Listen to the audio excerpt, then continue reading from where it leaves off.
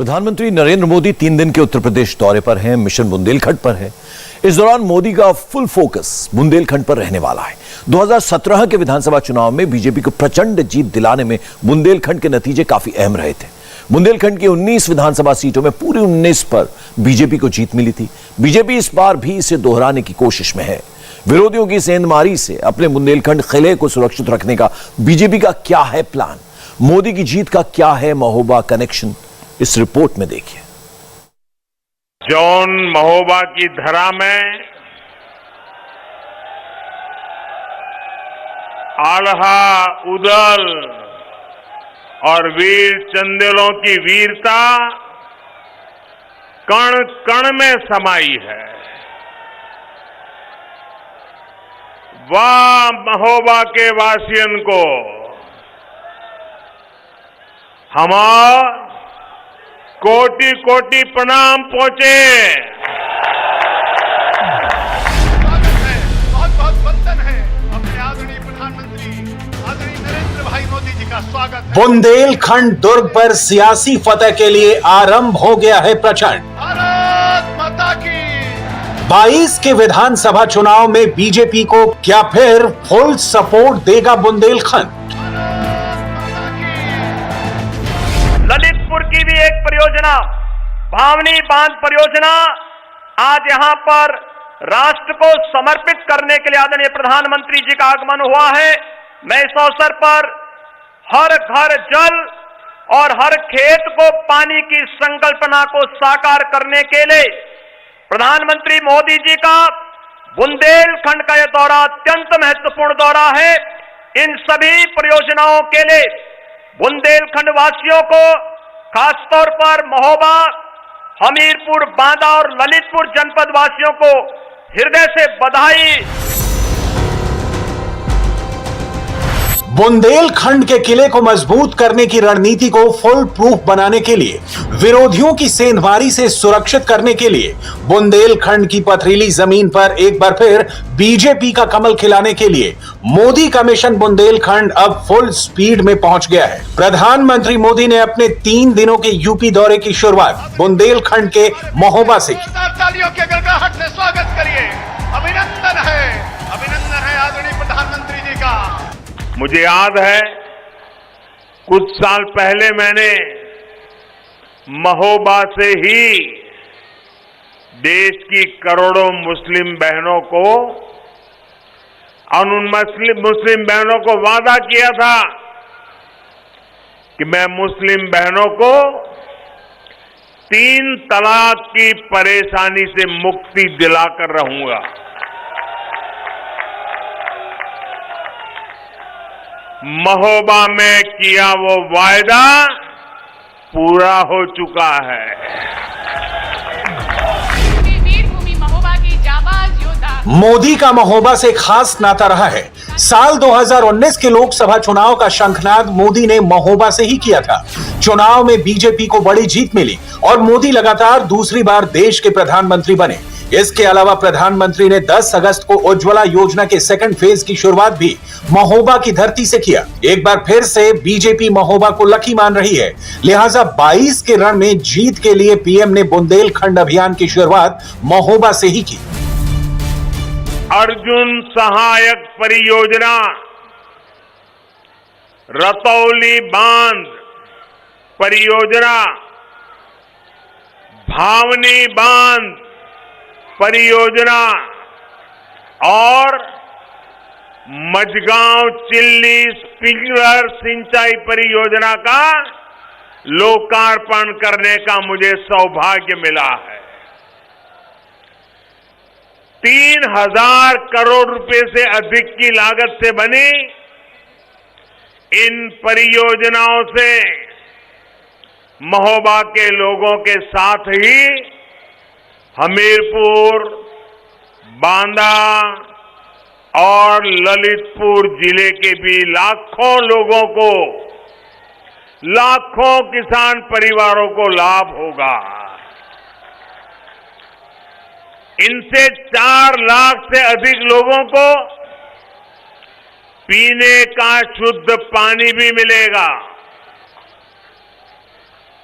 पीढ़ियों से जिस पानी का इंतजार था, वो इंतजार आज समाप्त होने जा रहा है।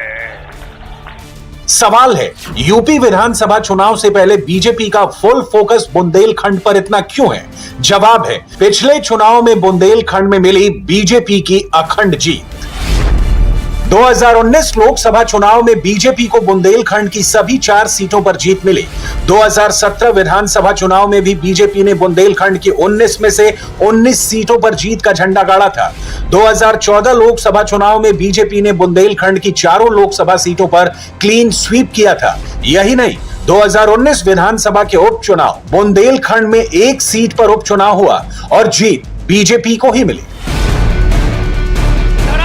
जाहिर है, बुंदेलखंड बीजेपी का सबसे मजबूत किला रहा है, इसलिए 22 के चुनाव से पहले किले की दीवारों को और मजबूत कर रही है, ताकि विपक्षी पार्टियां इसकी घेराबंदी ना कर सकें और ना ही सेंधमारी कर सकें। 2017 विधानसभा चुनाव में बीजेपी ने बुंदेलखंड में 49.10% वोट बटोरकर सभी 19 सीटों पर कमल खिलाया था। बीएसपी को 23.76% वोट जरूर मिले, लेकिन एक भी सीट जीत नहीं पाई। एसपी को 17.4% वोट मिले, लेकिन विधानसभा चुनाव में बुंदेलखंड में खाता भी नहीं खुल पाया। कांग्रेस को सबसे कम 9.65% लोगों ने वोट किया, लेकिन नतीजा 0 ही रहा। यूपी की सत्ता पर अपना वर्चस्व बरकरार रखने के लिए बीजेपी अपने पिछले प्रदर्शन को दोहराना चाहती है। वहीं विपक्षी दल बीजेपी के इस मजबूत किले में सेंधमारी कर बीजेपी को कमजोर करने की पूरी कोशिश में लगी है। दरअसल बुंदेलखंड इलाके में सबसे बड़ी समस्या पानी को लेकर है। यहाँ पर जमीन पथरीली है। दशकों से पानी की किल्लत बुंदेलखंडी लोगों की सबसे बड़ी मुश्किल बनी हुई है। लोग कई मील चलकर पानी लाते हैं, लिहाजा समाजवादी पार्टी की प्लानिंग इसे मुख्य चुनावी योजना बनाने की थी। लेकिन मोदी ने 2600 करोड़ से भी अधिक लागत की परियोजनाओं का लोकार्पण कर अखिलेश के प्लान पर पानी फेर दिया। महोबा में मोदी ने अर्जुन सहायक परियोजना, रतौली वियर परियोजना, भौनी बांध परियोजना और मझगांव मिर्च छिड़काव परियोजना समेत 44 छोटी बड़ी परियोजनाओं का लोकार्पण किया। उसके बाद जनसभा को संबोधित किया।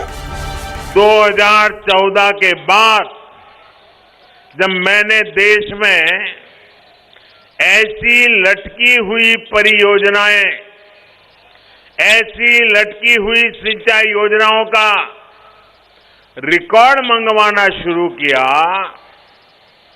अर्जुन सहायक परियोजना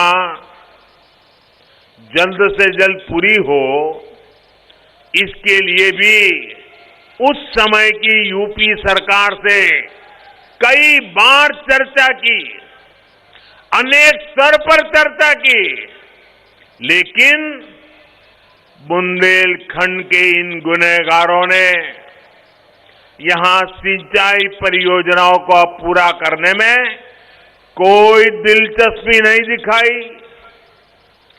2017 में योगी जी की सरकार बनने के बाद आखिरकार इस परियोजना पर काम की गति बढ़ाई गई और आज ये परियोजना आपको बुंदेलखंड के लोगों को समर्पित है। पीएम मोदी बिना नाम लिए इशारों ही इशारों में अखिलेश यादव की पुरानी सरकार पर सीधा अटैक किया। 2012 की विधानसभा चुनाव में सरकार भले ही समाजवादी पार्टी की बनी थी, लेकिन बुंदेलखंड में असल बाजी बीएसपी ने मारी थी। 2012 में बीएसपी को बुंदेलखंड में 26.20% वोट मिले थे। बीएसपी को 7 सीटों पर जीत मिली थी। वहीं एसपी को 25.30% वोट मिले और सीट 5। कांग्रेस 18.58% वोट पाकर 4 सीट जीती थी। वहीं बीजेपी को 2012 में बुंदेलखंड में 18.90% वोट मिले और सीट सिर्फ 3 मिली थी।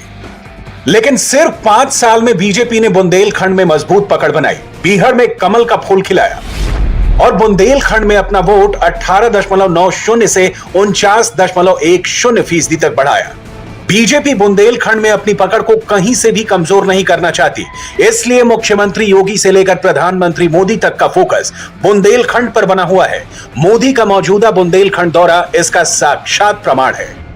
यहां की माताओं बहनों की सबसे बड़ी मुश्किल को दूर करने के लिए बुंदेलखंड में जल जीवन मिशन के तहत भी तेजी से काम हो रहा है।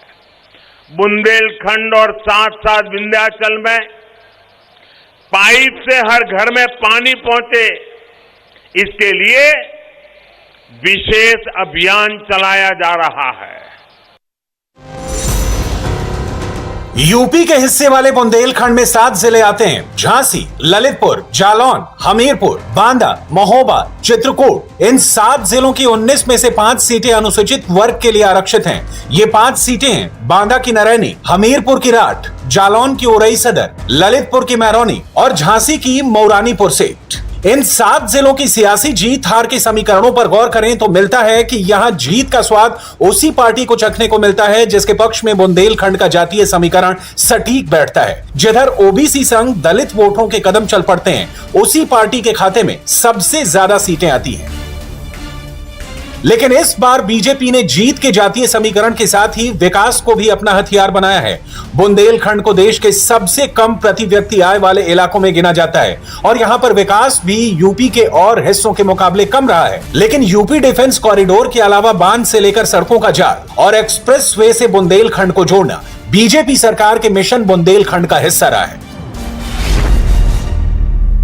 बुंदेलखंड एक्सप्रेसवे चित्रकूट में भरतकूप के पास गोंडा गांव से बांदा, महोबा, हमीरपुर, जालौन, औरैया से इटावा आएगा और फिर कुदरैल गांव के पास सीधे लखनऊ आगरा एक्सप्रेसवे से जुड़ जाएगा। 297 किलोमीटर लंबे बुंदेलखंड एक्सप्रेसवे का निर्माण कार्य फुल स्पीड से चल रहा है। करीब 75% काम पूरा हो गया है। बुंदेलखंड एक्सप्रेसवे 8 नदियों से होकर गुजर रहा है। ये बुंदेलखंड में बोगन नदी, केन, श्यामा, चंद्रावल, बिरमा, यमुना, बेतवा और सेंगर नदियों से गुजरेगा। एक्सप्रेसवे के निर्माण में कुल 4 रेलवे ओवरब्रिज, 14 बड़े पुल, 6 टोल प्लाजा, 7 रैंप प्लाजा, 266 छोटे पुल और 18 फ्लाईओवर है। योगी सरकार चुनाव से पहले दिसंबर तक बुंदेलखंड एक्सप्रेसवे की 1 लेन को शुरू करने की तैयारी में है, जिससे उसके विकास वाले दावे को तो बल मिले ही एक्सप्रेसवे के रूप में बुंदेलखंड को नई बिजनेस लाइन भी मिले, ताकि यहां बेरोजगारी, लोगों के पलायन की समस्या से निजात मिले और मजबूत वोट बैंक के साथ बुंदेलखंड बीजेपी का अभेद्य किला बना रहे। इंडिया टीवी हर वक्त हर जगह डाउनलोड करने के लिए सर्च करें India TV news Google play store या ऐप स्टोर पर।